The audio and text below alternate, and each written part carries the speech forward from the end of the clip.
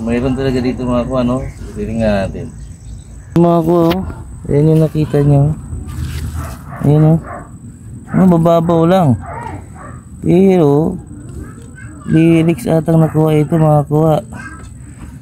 Oh, may nakaiwan dito ng relo. Magandang hapon mga kuha. So ito, no? Ito yung mga gamit namin ni Kuya Erwin. So itong detector kay Kuya Erwin ito. So ito ay isang simplex gawa ng Nokta Macro, no? Maganda ito pagka pumapasok tayo ng tunnel. Mayroon siyang extension at mayroon siyang coil. Ang coil nito ay ano na siya, 14 mm ito o 16. So pang ano na ito, upgrade din siya pang professional treasure hunting. So may maliit nito, no? Kapag binili nyo kasi ito may maliit. So ang coil naman nun ay pang ano, coin hunting. So mayroon na siyang libreng charger. Kung magkakamali kayo mga kuha, ito yung sa coil niya. Ito, no? At ito naman yung sa charger niya. So kailangan ito laging nakasara kasi pag nabasa ito, mag-ground niya ito. So ito lang yung bukas. So ito yung ginagamit namin sa tuwing kami nag-hunting. Kapag nag-locate naman kami, nilocate na namin, itong gold hunter ang gamit namin. No? Yan yung ano niya, yung laman niya, itong pinaka base, no? Handle, charger, yung main antenna niya, tapos may dalawang antena pa siya na ay tatlong antena ang mga maliliit, no? So ito, pag kinabit mo itong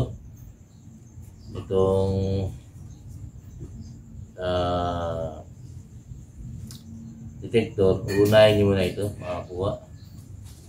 Bubuksan nyo muna ito para hindi masisira. So sasagad nyo yan sa kanya i-adjust, no? Yan. Tapos kakabit nyo na itong coil. So, susubukan na rin mamaya itong mga ano, itong coil niya yan sa mga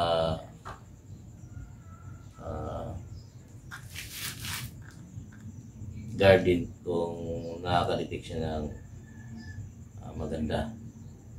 So ilang beses na namin nagamit ko, proven tested dito siya,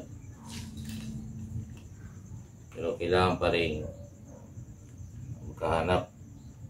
Pag tunnel, maganda talaga ito pang tunnel, yung detector na to.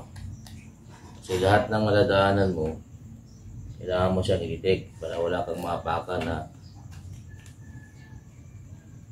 necessary, yung mga bomba o yung mga binaon nila dati, no?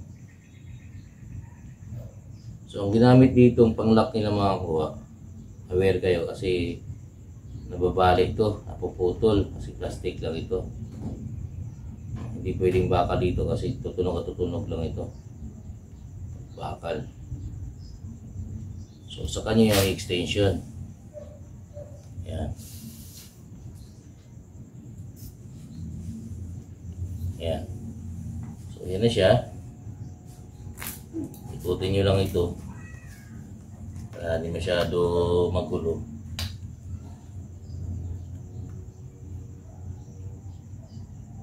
Basta kapit nyo lang ito.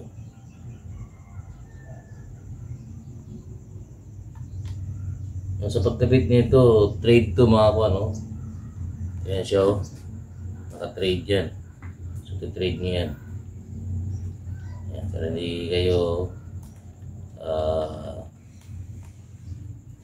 so ayan na siya, ano? Yan na.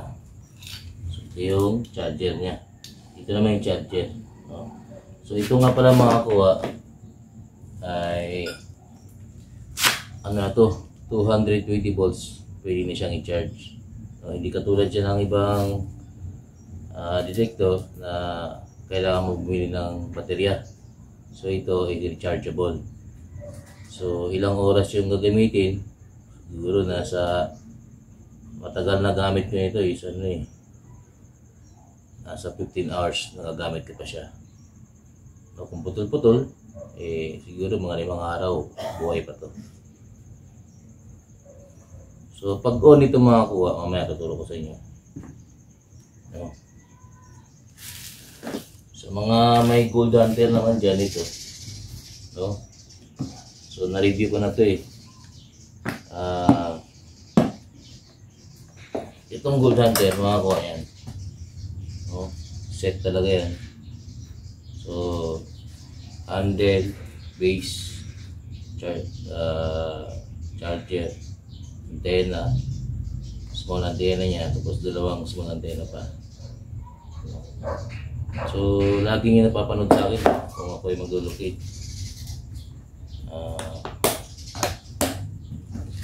Ang ano lang itong gold hunter ay nahahanap niya yung area, pero kailangan niyo pa rin ulitin ng panagukay kayo na detector. Pero mas maganda pa rin yung may scanner. So wala pa kaming scanner. Kailangan pa namin bumili. So ito munang titingnan natin mga kuha. Itong detector. Testingin natin kung ano ba talaga mga kakayahan niya. So ito na yung simplex, no? Mga kuha. Gawa ng Nocta Mac Pro. Susubukan natin dito sa may mga basura na to kung pag na discriminate naman natin yung mga basura ay tutunog ba siya o hindi. So una makakuha on natin, no? Ayan makakuha. So ready to operate siya makakuha. So una niya makakuha, kukuha na nyo ng ground balance, no? Pag tumunog yung mga kuha, ayan, so nakuha nyo na yung ground balance. So ang ground balance yung mga kuha ay nasa 63.4, no? So operate na tayo. Ayan, operate tayo mga kuha. So titingnan natin dito kung madidetect niya ba yung mga basura. Oh. So yan mga kung ano, hindi na nalidetect yung basura. Basura ito dito mga kuha. Yan. Na-discriminate niyo mga bakal pati foil. No? Tutunog na lang to sa may mga precious. Ano? No? Mura na sa mga kuha. So, titingnan natin dito kung mayroon na rin yung sunog. So, yun.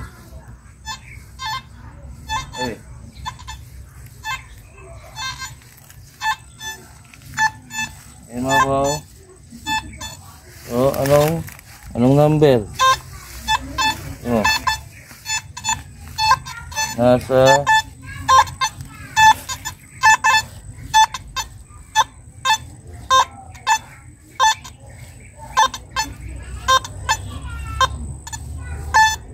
60 to 80 ang number niya. So ano kaya itong, so i-pinpoint natin kung saan makakakuha.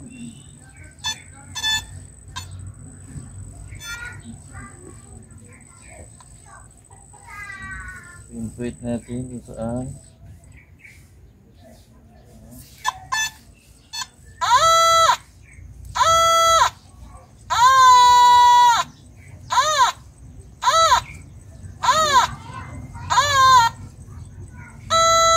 Mayroon talaga dito mga kuha, no? Titingnan natin.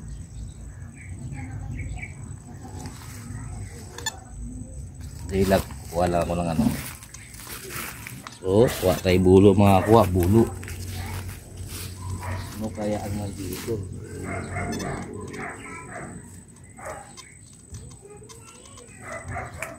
Ay, ito.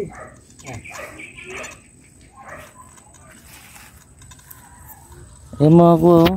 Ayan yung nakita nyo. Ayan o. Mababaw lang. Pero lyrics atang nakuha ito mga kuha. Oh, may nakaiwan dito ng relo. No? So yan yung nakuha niya mga kuha, no? Yan yung nakita niya. So dahil basurahan to, siguro tinapon na tong relo dito. Pero at least nahanap, no? So hindi na nga lawang, oh. Oh, madumi lang. Makinis pa. Laki ang relo ito, no? So nakakahanap talaga yung simplex mga kuha, no? So maganda siya panghanap sa coin hunting o sa mga relics hunting. Malamang hindi ito ginto kasi silver yan. Stainless man lamang to. Kasi sa haba ng panahon di man lang nagkalawang. Basa pa yung lupa. Oh, ayan oh. Rilo nga. Lumang rilo. Lumang rilo mga kuha, no? Ito ay isang lumang rilo. So, anong rilo ito? Mga lumang rilo ito, no? Hindi natin alam kung ano ito. Pero anong pangalan nito? May pangalan ba? Pero wala na tong halaga mga kuha, di na umandar, oh. Ito lumang luma na ito. Lawangin pa.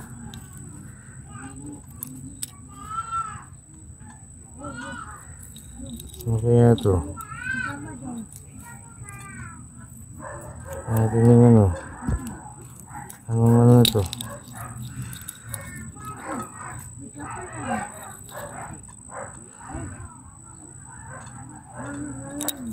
Lupa, puno na ng lupa. Hindi mo na nangalawang. Oh, so simplex na nakakuha ito mga kuha, no?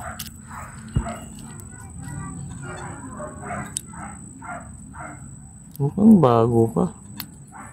Hindi nangalawang. Hindi namandad. Mukhang tinapon nata ito dito. So dito, ito kalawangin na ito. Ito. Anong relo kaya ito?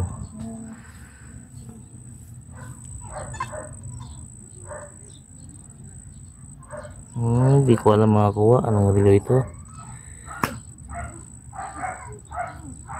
Ano? Mga nagtapon na ito ito makuha na nasama na to. Oh. So dito makuha dito. Oh. So hindi naman umandar.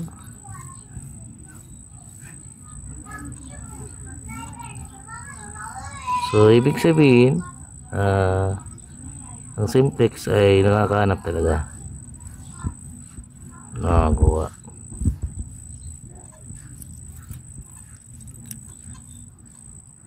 Dalawangin na dito.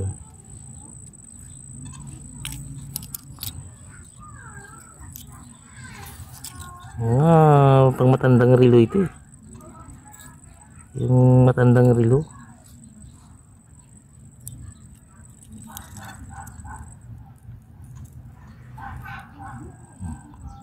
So ayun mga kuha, no? Itong simplex ay nakahanap ng relong kalawangin. Lumang relo. So discriminate nyo yung mga ibang bakal. Pero stainless nakuha niya. Stainless to eh. So ito ang simplex mga kuha. Ayos to mga kuha. So ito na yung detector mga ko, no? So ito yung pag-on niya mga ko, ito yung sa center bottom na to. On mo yan. Pag na-on mo yan mga kuha, so pwede ka na mag-detect niyan. Kaso lang mga kuha, ito may nakikita kayo dyan sa taas na yan. Yan yung mga land na pwede mong ditikan. Unang picture ito mga kuha is all metal. So ang pag-adjust niyan, ito left and right lang. So yan, pag sa pangalawa, yan yung nasa ano ka, nasa farm ka. Pangatlo, nasa mga tunnel ka or nasa mga area ka na nasa loob ng lupa. Pangapat ay yung nasa beach ka, no? Yung mga sand.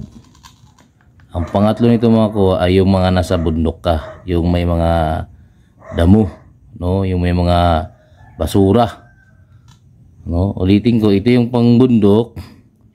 Pang-apat niyan, balik natin, yan yung sandy, yung may mga buhangin. Ang sa gitna yan yung pangbundok, no?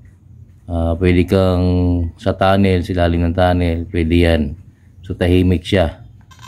Tapos ang pangatlo niyan ay nasa patag ka, no? Sa lupa.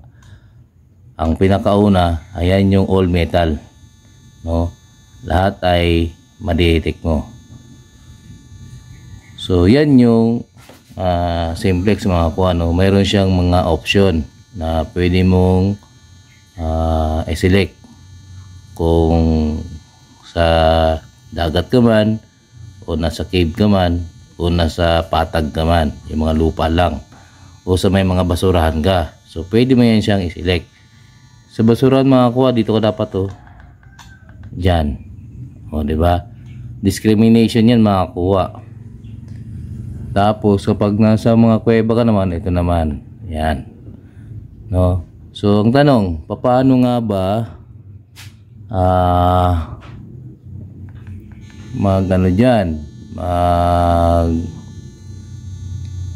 adjust, no?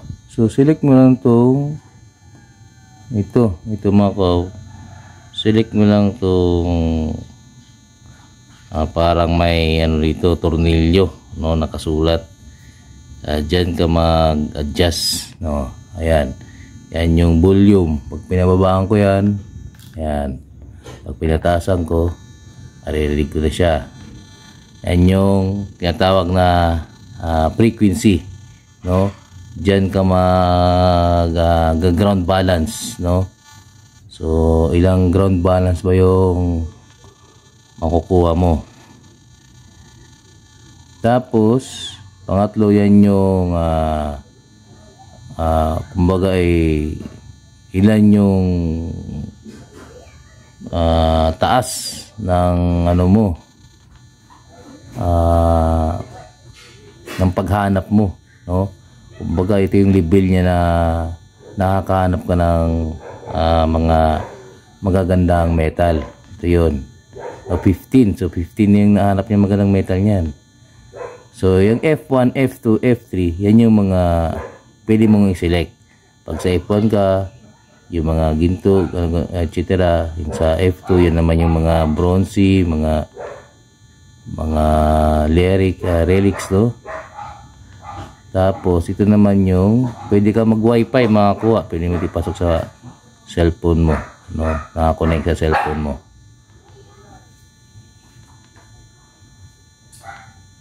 At yan yung volume niya dito sa pagtunog niya mga kuha. So yun lang, napakadali siyang gamitin. At actually kapag ka professional hunting, lagi kang sa all metal, no? Nagbabago lang yan kapag mapasok ka ng cave. Ito yun, dyan, pasok ka ng cave dyan. So mawawala yung mga metal niyan, yung mga pako, pwede mo nang discriminate yan. So yung mga bronze lang at ginto, o yung mga mamahaling baka lang yung pwede mong ma-detect. Pero dyan, nadetect din niya yung yung parang alam mo yung foil, no? Kasi isa rin yun sa mamahaling bakal, yung foil, no? Hindi madalas yun nakukuha, pero marami yan sa mga toothpaste, Nescafe, yun.